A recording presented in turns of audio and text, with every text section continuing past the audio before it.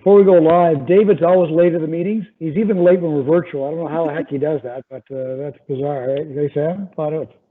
You are live. You are live, Mr.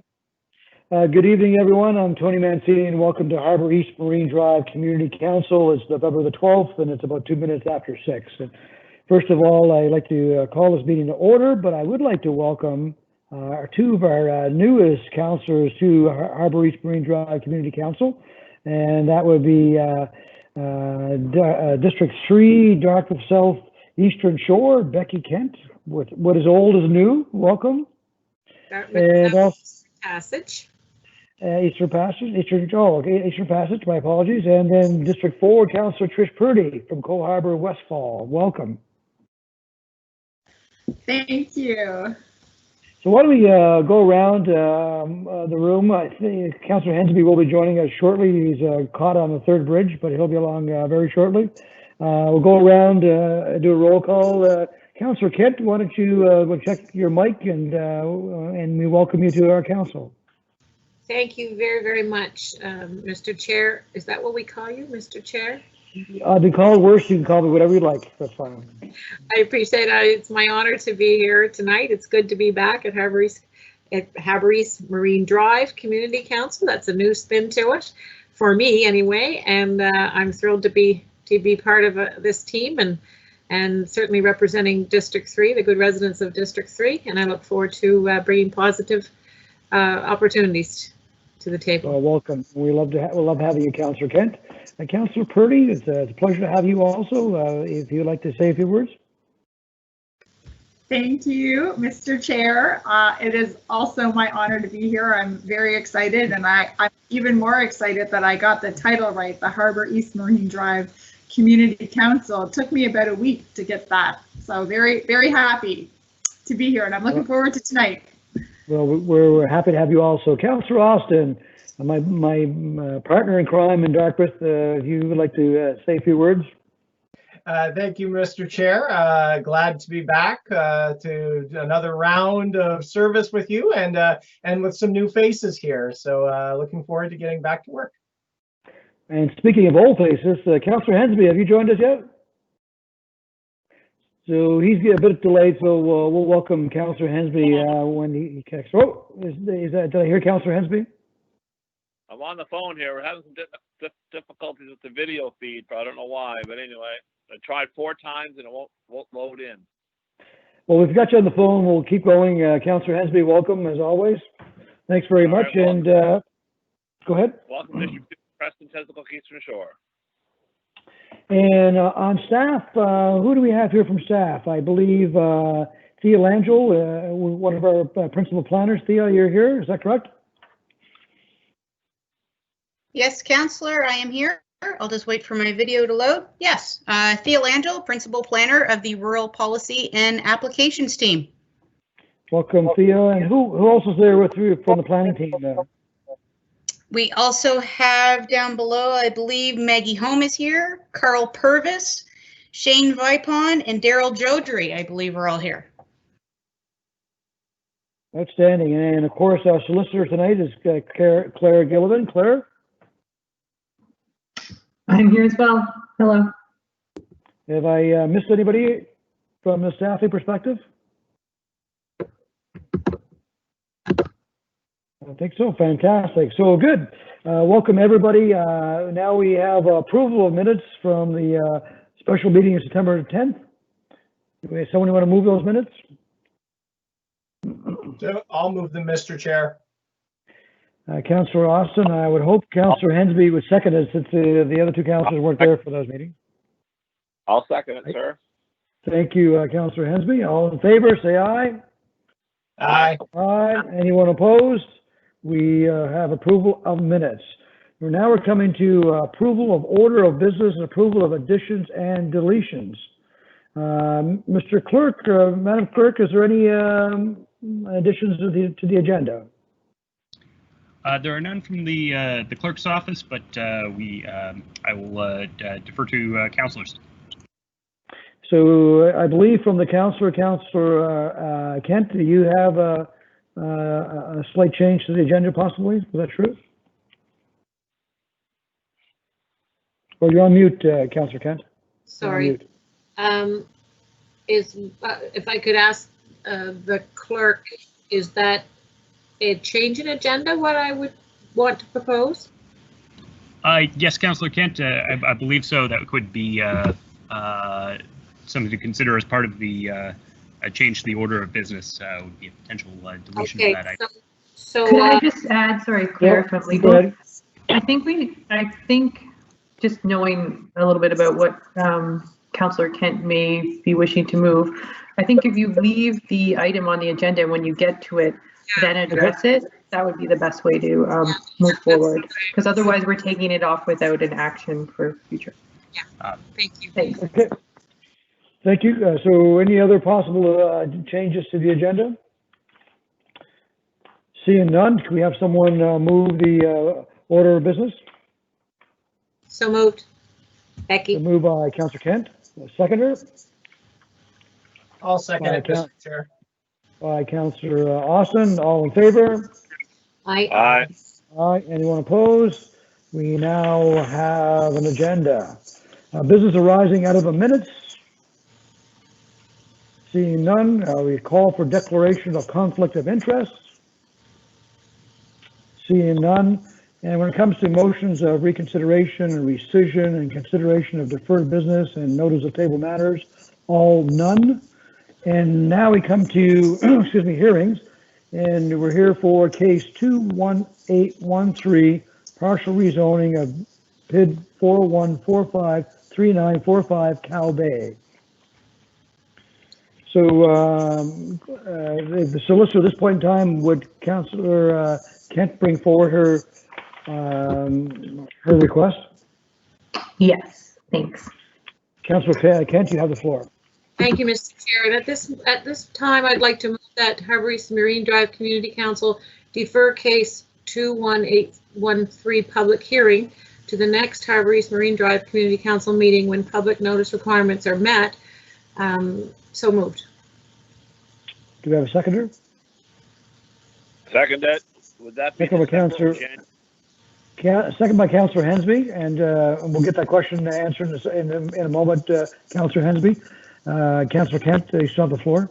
Yes, thank you. I'd just like to speak to this briefly. I want to first of all thank all the staff and the stakeholders who have taken the time to invest in this case. I want to apologize for any inconvenience this might cause, but this is an important matter to District 3. It's important to the community, the stakeholders. It's important to the applicant. And in light of that, I think it's important for me to acknowledge that as a new councillor, although returning, it's been a while, the people elected me to be informed and be knowledgeable of what's at play for anything that's happening within District 3. And 8 working days as a new councillor is just not enough for me to have a good understanding of what's at play here. So I just feel that more time is needed for a better understanding, and I ask for council's consideration and appreciation and patience for the public and the applicant.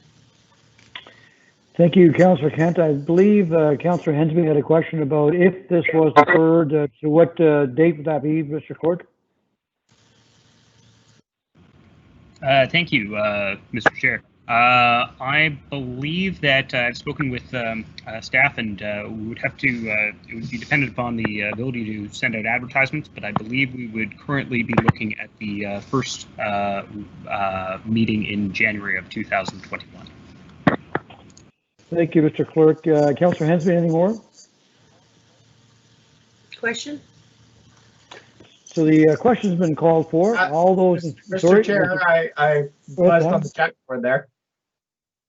Oh, didn't see it. Go ahead, Councillor Austin. I apologize. Didn't see you in there. Go ahead. Thank you. I just want to say I support Councillor Kent's move for a deferral here. Anytime where there's a want of more information, I mean, I think we have to tread very carefully. And I think it's worth acknowledging that when we were voting in our very last Harbour East Council meeting, whether or not to schedule this public hearing. I mean, we're really torn down the middle as to whether or not we should go ahead. With the benefit of hindsight, we should have waited. So I think Councillor Kent, we should give her due time to really dig into this properly so we can make an informed decision. Thank you. Thank you, Councillor Austin. Any further questions? If not, I believe the question was called for. All those in favor of deferring this item signify by saying aye. Aye. Aye. Anyone opposed? That deferral is carried. So we're looking at the first possible meeting in January 2021. And Mr. Clerk, will you be following up for those that have signed up to speak to this matter, and again with the applicant too? Yes, indeed. I will just ensure that I send out emails to both speakers that have registered to speak tonight, as well as with the applicant in this matter, and just inform them of that there will be new ads posted. Good. Thank you, Mr. Clerk. Well, all right then, folks, let's move on to number 11, correspondence. Are there any correspondence at this point in time? Thank you, Mr. Chair. There have been several pieces of correspondence. All of those relate to the public hearing, which was just deferred. Those pieces of correspondence have been circulated to all members of Regional Council and will be circulated again when this matter is scheduled again.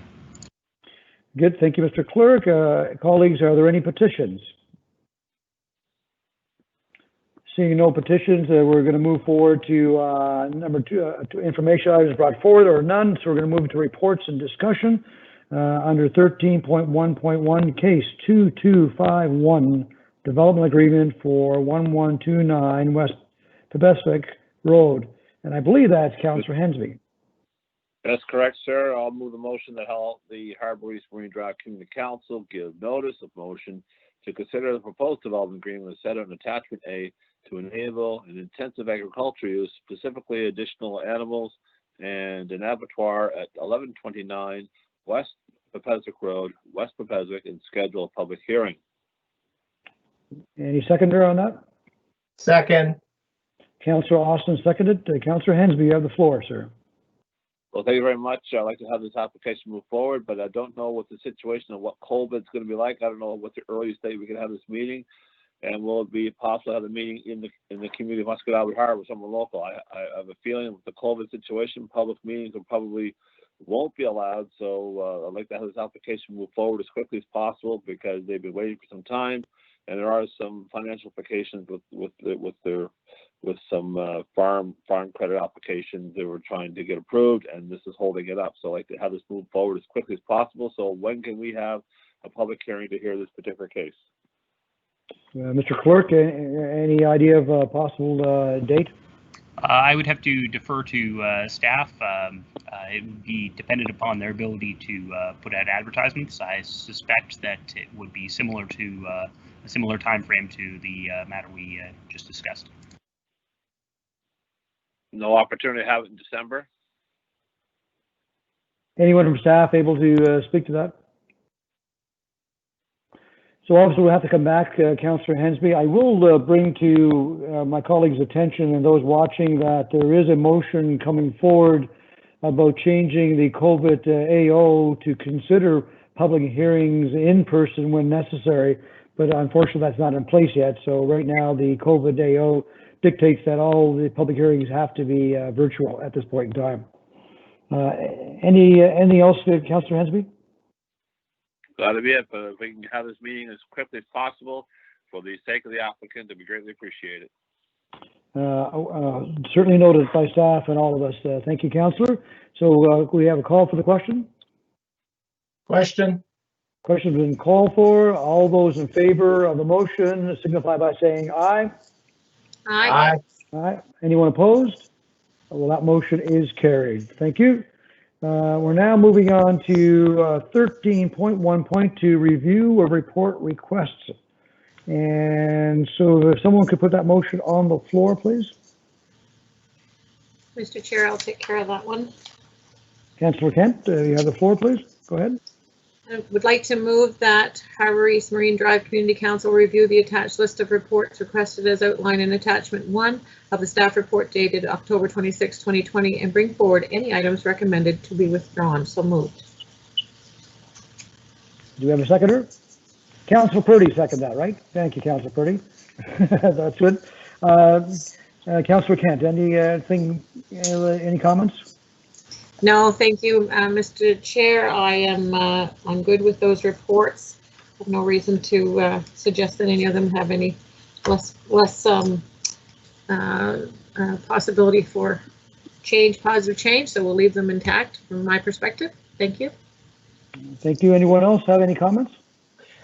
Yes, Mr. Chair, just very briefly, it's a whole lot easier to review that little list than it is the regional council one. They're all work that's ongoing. I don't see any need to remove anything from our list. Good.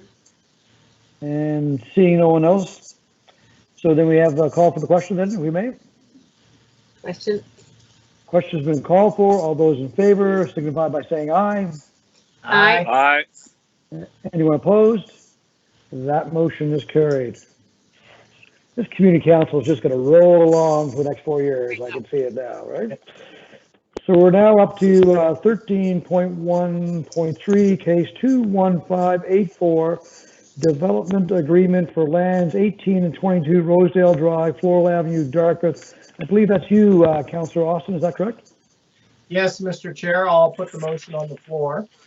I move that Harbour East Marine Drive Community Council refuse the proposed development agreement enabling with 9 and 11-story towers on a shared podium as stated on attachment A of the staff report dated August 5th, 2020. Do I have a seconder? Second it. Second by Councillor Hensby. Councillor Austin, you have the floor. Thank you, Mr. Chair. And this one's been a bit of a struggle. We don't get many recommendation reports that come forward where it's actually a negative recommendation. So I've spent a fair bit of time looking at this one and talking with staff over the last little bit. And I find myself very torn on it because there are aspects of the project that I think are quite positive, particularly given that it's an area that is very, this site is really underused and could really use a project. It's difficult somewhat too, because of course, you're somewhat limited. We have to say we have to keep an open mind. I don't want to get into too much debate because if this is for a public hearing at some point, right, I don't want to bias myself out of it. So it's been a very fine line to walk the last little bit with this. I do have some thoughts as to where I'd like to go. I'm in the mode of I would like to defer this for some additional information, but I think it might be helpful right now to have one of our planners, perhaps Mr. Jodry, I know it's been his case, or Maggie Holm, speak to some of the issues that they have identified with this proposal that have made it something that staff did not. So you're asking for them to comment on some of those issues now? Yes, just, I mean, my understanding, the largest, I mean, what it really comes down to is an issue of mass and scale. I see Mr. Jodry, would you like to speak to that? Yes, thank you, Mr. Chair. I have a presentation. If the clerk would like to put it on the screen, please. Or is this do it yourself? No, I think they'll do it for you. No, I'll do it. Okay. Sorry. My first time at a virtual. No problem. We'll get it up in a second. And just Daryl, just make sure when you want the slide to change, just ask for the next slide, and they'll change it for you once it comes up. Just stand by. Daryl, before I share, can you confirm that's the correct presentation that I'm sharing? I see case 21584. It is. Perfect. Mr. Jodry, the floor is yours. Thank you. This application is a development agreement for 18 and 22 Rosedale Drive, and it has been with planning staff for a while. And I would just like to say before I begin that this is not an actual public hearing template. It is just a few slides taken from the development agreement form that we use, and I've added some additional slides in it just to better get the information across. Slide 2, please.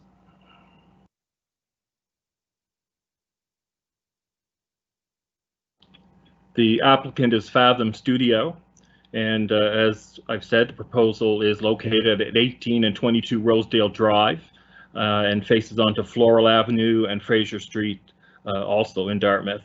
The proposal is for 2 mixed-use buildings, which are located atop a shared semi-underground parking garage, and it has the following elements.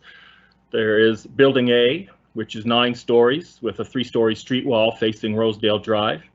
Building B is 11 stories with a 4-story street wall facing Rosedale Drive. It will contain 205 residential units. There's ground floor commercial in both buildings that would access onto Rosedale and onto the shared private open space. Underground parking is found in the semi-underground parking garage, and that is 184 spaces. And it has townhouse form units facing the shared private open space between the 2 buildings. Slide 3, please. This is the general site location. The red circle is showing where it is between Rosedale, and Hester Street is the other street to the southwest that parallels Rosedale, and it is a large piece of land that lies in between the 2, and there is quite an embankment. For people not familiar with it, there's a large slope between this site and Hester. Slide 4, please.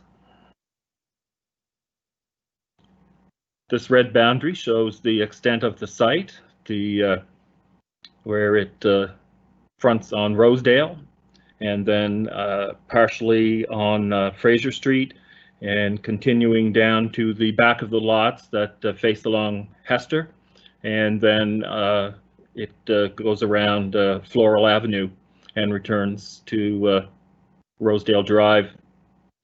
Slide 5, please. This is a view into the site from Rosedale Drive, looking from almost by the corner of the blue building that will be remaining, and the rest of the buildings and space that you see is all part of the area to be redeveloped. Slide 6, please. This is a view looking up Rosedale from the opposite direction, looking towards Mitchell Street on the other end, where you see the brick apartment building. Just to give you an idea of the scale of the community. Slide 7, please.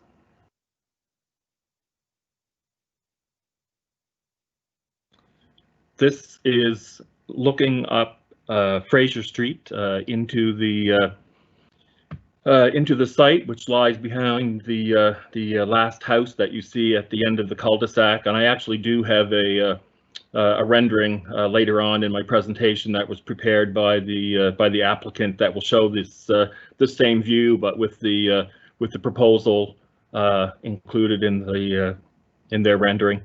Slide 8, please.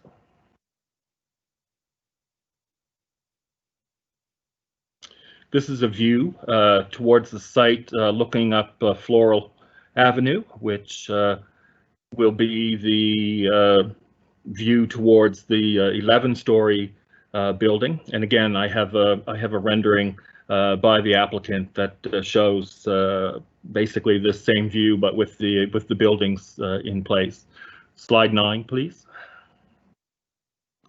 This is the proposed site plan, and you can see that the site is covered from back to front and side to side with the buildings.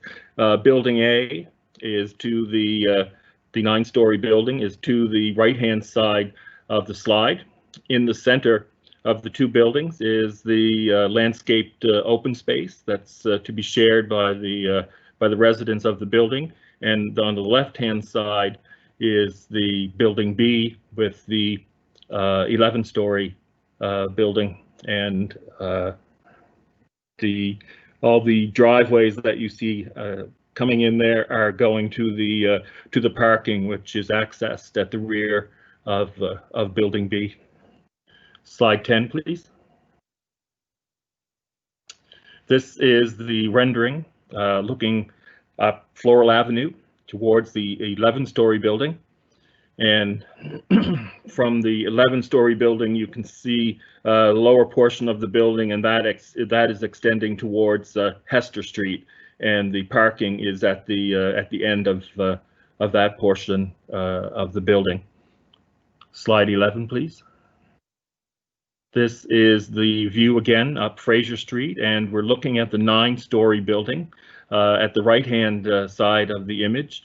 And the building in the middle is the 11-story building that is located at the end of Floral Avenue. And then the buildings attached to the 9-story are that is the 4-story portion of the building that ends with a view towards Hester Street. Was lost there for a moment. Slide 12, please. The application is being undertaken under the old Dartmouth MPS.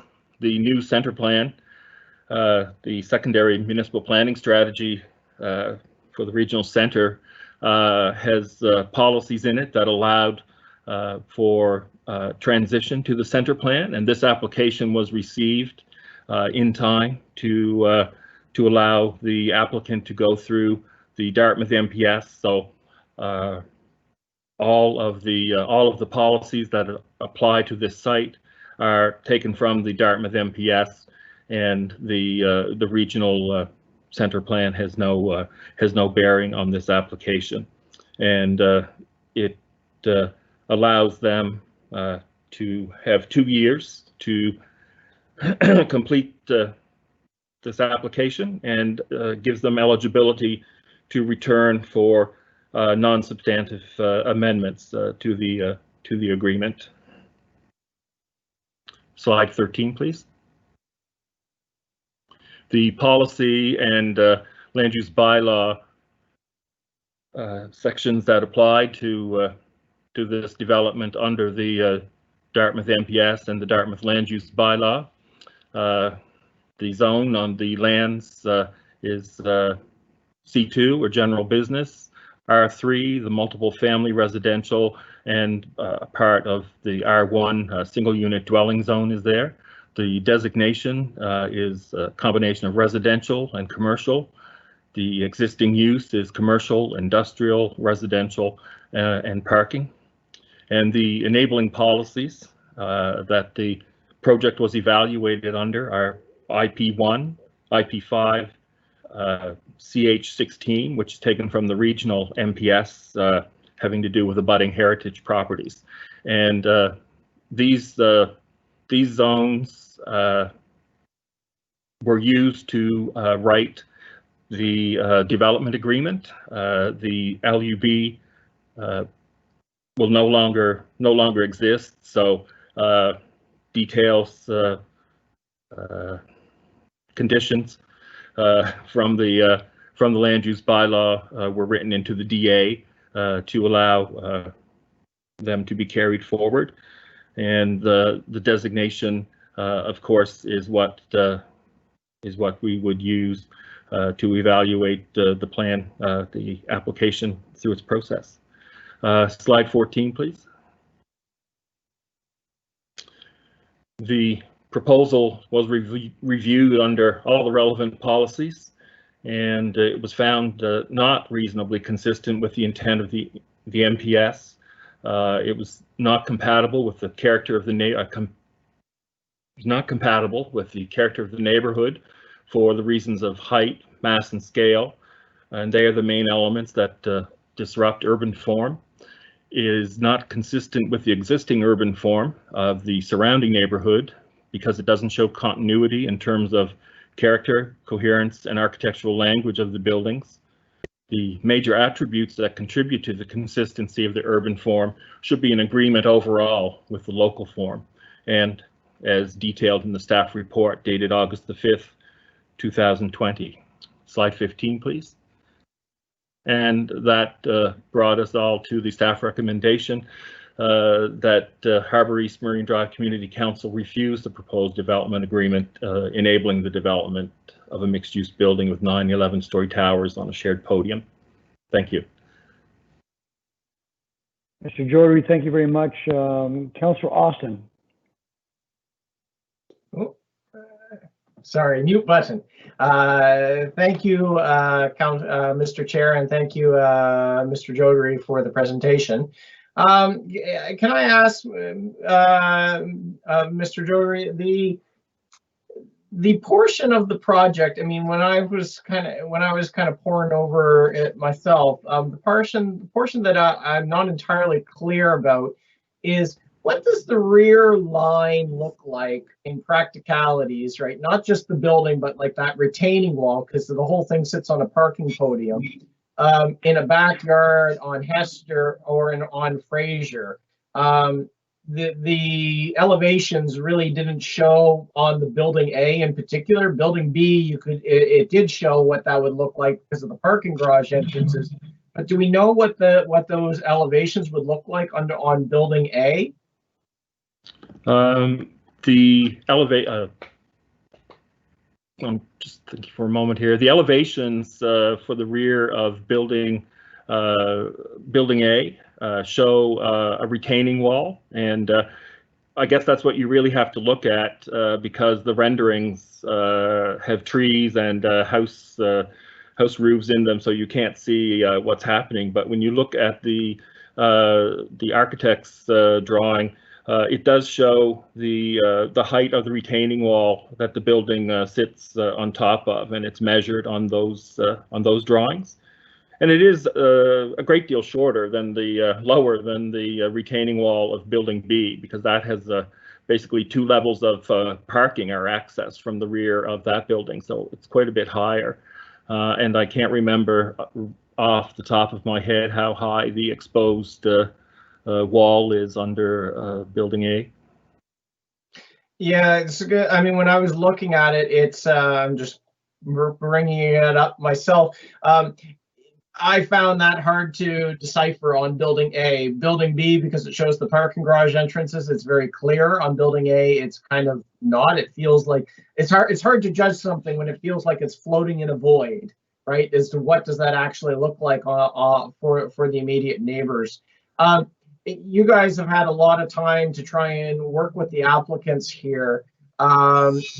Is this still, in your opinion, far from any potential positive recommendation from staff, or was it one of these things that you just you couldn't quite get it to that positive place? I'm going to go with the latter, because I feel that, and I say it in the staff report, that I feel a lot of the elements of the design are compatible, and that is part of the policy, that it be compatible and consistent. And I think a lot of those elements are there in the building. I think it's much harder to meet consistency. That's a very tough test of not only similarity, but relating to the character of the area as well. And how do you go from low-rise 1.5 and 2 stories to an 11-story building that goes to the ground without a street wall or any transition at Floral Avenue? But yeah, there are points that do meet, like I said, the compatible criteria. Councillor Austin, let me just check with our other colleagues, since your 5 minutes is obviously up. But did anybody else want to share? Yeah. Does anybody else want to speak to this before we elect Councillor Austin? Councillor Purdy, you have the floor. Go ahead. Thank you, Mr. Chair. I just had a question. This is all fairly new to me, and I was actually fascinated by this report. You had mentioned that because it got in at a certain date, it's under the Dartmouth planning strategy. And it doesn't, so under that, it doesn't meet the criteria for, well, I guess consistency, more so than compatibility. If it were under the center plan strategy, would that make any difference to it being acceptable to staff? Mr. Jodry?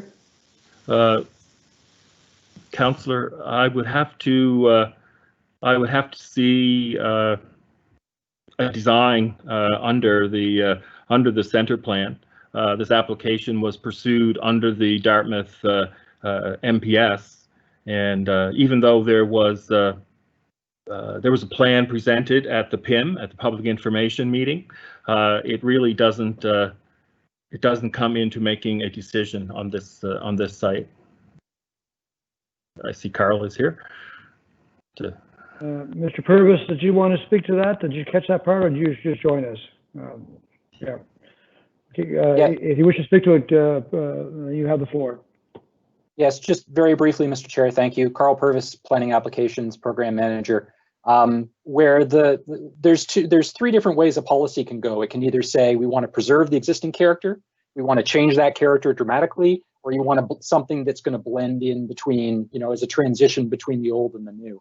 The existing the old Dartmouth policy that this application's been made under, it's very much keep the same character. And the center plan is very much create a brand new context.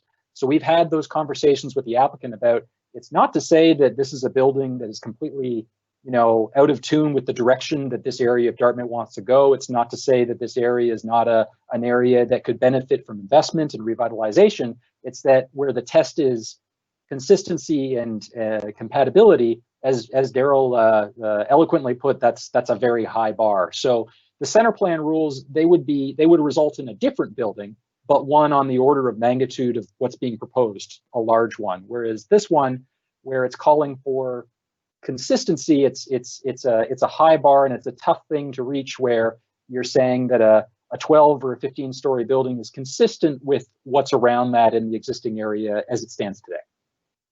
Okay, thank you. I have one more question. Is that okay? Yep, go ahead, Councillor Purdy. Go ahead. Thank you so much for the. I get that. I understand that answer. Okay, so my next question is, I understand following policy and the need to do that. Where does the need for housing and our very low vacancy rate fall into that? Like, would that take precedent over a look in a neighborhood? Just wondering what priority does that take when we are in what people say a housing crisis with very little vacancy for people? Who would like to answer that? Is that you, Mr. Jodry? Mr. Chair, I think that the policies that we had to respond to in this application did not address the importance of affordable housing, being an older policy. And I know going through my analysis of it that there was nothing in there about the need for housing in the community. That is often something we discuss with the applicant, and they can do it independently between themselves and the Department of Housing and provide affordable units if they wish to pursue it. Thank you. Well, thank you, Councillor Purdy. Councillor Kent, you have the floor. Thank you. So a few comments. I'm not sure if it's going to help Councillor Austin or not, but I can kind of feel your predicament in a situation like this, because the point that just blared out at me as well was that inconsistent look and approach to this style of housing in that particular neighborhood. Having said that, though, Councillor Purdy hit on the other side of the coin, which is our commitment and true desire to make a difference in housing stock. And so my question to staff is, when you had conversations with that particular developer, was there any acknowledgement of the housing crisis? And I don't know if you can tell me this or not, but was there an acknowledgement of that? Because I just feel like, I mean, it's unusual for staff to come back with a negative recommendation when I suspect when we know that people are looking for housing, and it's not just an affordable housing crisis. There's a housing crisis, period. There are people who would like to have options, and of course affordability is paramount for us, for so many residents, but anytime you have an opportunity to have some new innovative and denser options for people, which, you know, sort of reduces that urban sprawl, it's nice to see them come along. So I'm just wondering if we can have any insight from the developer's perspective, without speaking for the developer at this moment, but just based on what conversations you had, was there an acknowledgement of that? Mr. Purdy? Mr. Jordan? Mr. Chair, no, there was not. There may have been at an earlier stage before I took over this application from another planner, but there was nothing during my assignment to it. The applicant is here and could answer that question this evening. Sure. So this is not a public hearing, so it's not really appropriate for the developer to address that. So, Councillor Kent, anything further on it? Looking here, I guess if no one else wishes to speak, I'll let you close on this, Councillor Austin. Thank you, Mr. Sorry, Councillor Hensby, did you want in? Yes, just to clarify, the timing of this application being on the old Dartmouth land use plan puts him in a precarious position, but if he's to come in under the new center plan proposals, he's in a better position. But it's the same application basically. It's just the timing of what rules apply to the application. So if I'm going to turn to Councillor Austin and ask his planning perspective, would it be best to withdraw the application and resubmit it under the new center plan, or just go forward as is and take a risk, or what? I'll leave that to the councillor to perhaps navigate. Thank you, Councillor Hensby. Seeing nobody else, Councillor Austin, you have the floor. Thank you, Mr. Chair. Thank you, colleagues. And particularly for my new colleagues, this is an unusual night. We would not normally have this much discussion about whether or not to, like at this stage, usually it's first reading and you're just proceeding on to schedule a public hearing. To have this much discussion in the advance of a hearing is really unusual. But it's not a standard situation. The center plan on this site would allow a 6-story building, right? So quite a bit shorter. The positive on this one that has me somewhat torn is the applicant. Like I think the applicant has done a decent job with the interior courtyard park space between the buildings, and I think that's mentioned in Daryl's report. Part of like what concerns me is, well, under the center plan, do we instead end up with the whole site kind of filled with 6-story buildings? Whereas what the applicant, from what I can tell, has tried to do is they've tried to put some of their height into towers to free up more space around and keep some of the rest of it lower, right? Some of the other portions of the building are 4 and 3 stories. When we were debating the center plan package A, there was a real this was a tough one. There was exactly this sort of scenario that council was somewhat concerned about. Was, well, do we end up stifling potential creativity with some unique sites and instead creating this kind of low mass form all over the place.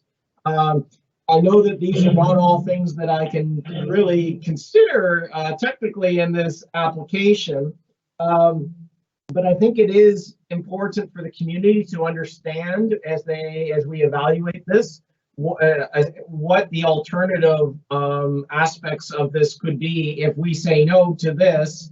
And then the developer, I mean, they have this big site that's underutilized and it's very obviously tired at the end of its economic life. Something's going to happen here. And so is this proposal better than what would happen under the center plan? Right now, it's really hard to judge that. We know it would be shorter, but the public space dynamics of it might be much, much worse, right? It might be, out of the frying pan into the fire, so to speak. So I would like to defer this. What I would like, I'll post my motion here in the chat. My apologies, I haven't had it. Normally I'd circulate in advance, but it's kind of just been one of those times trying to figure this out. So I would like to move that Harbour East Marine Drive Community Council defer this and request a supplemental report that looks at, one, what the as-of-right options for development of the property could look like under the center plan, and two, whether the applicant is willing to consider any potential revisions to the project to better address the massing on site, particularly in regards to Hester, Floral, and the Fraser Street sides. Do we have a seconder for that deferral? I'll second. We have a seconder from Councillor Kent. Just checking with the clerk from a procedure point of view, where there's a motion on the floor and now the councillor who put the motion on the floor has actually put a deferral on. So I just want to make sure we're lined up properly. Is that correct? Yep, that seems right to me. I believe a deferral can be requested at any time without taking the motion off the floor. Okay, thank you, Mr. Clerk. So anything else on the deferral, Councillor Austin? Yes, just very briefly, not to draw this one out to death here. I mean, I think it is important for the community if we do decide to proceed to a public hearing on this, I think we should have an evaluation for the community to understand, well, what is the alternative path here in terms of a center plan development on this site, and then two, whether the applicant, I get where they're coming from, where they have a vision for this public open space, whether the applicant is willing to consider any revisions that might, I doubt from everything I've heard from our planner and knowing where the applicant is on this, I doubt we're going to get to a yes, but whether or not we can make it more acceptable through some compromises on the Hester, Floral, and Fraser Street sides. But I'd like to give staff a chance to have that kind of last conversation on this one. So seeing no other questions, we'll get somebody to call for the question. Question, if I can call for my question. Yes, of course. Question has been called for. All those in favor signify by saying aye.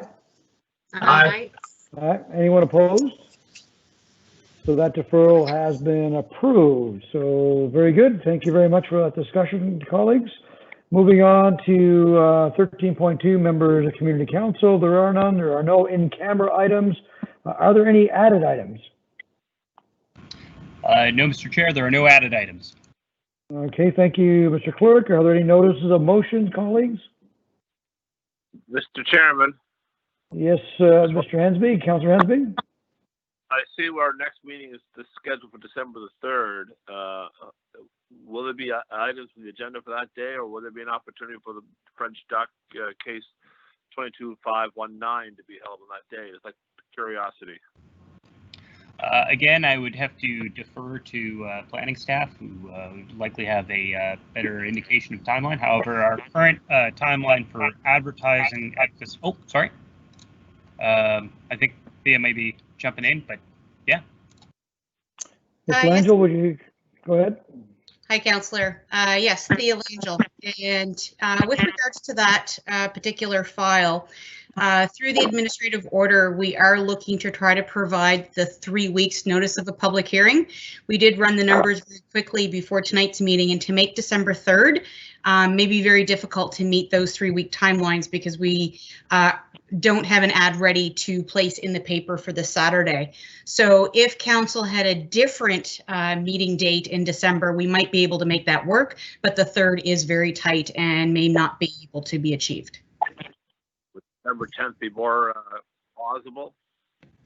In all honesty, Councillor, if this community council was looking at a December 10th meeting instead, I think we would be able to meet the administrative order requirements for advertising.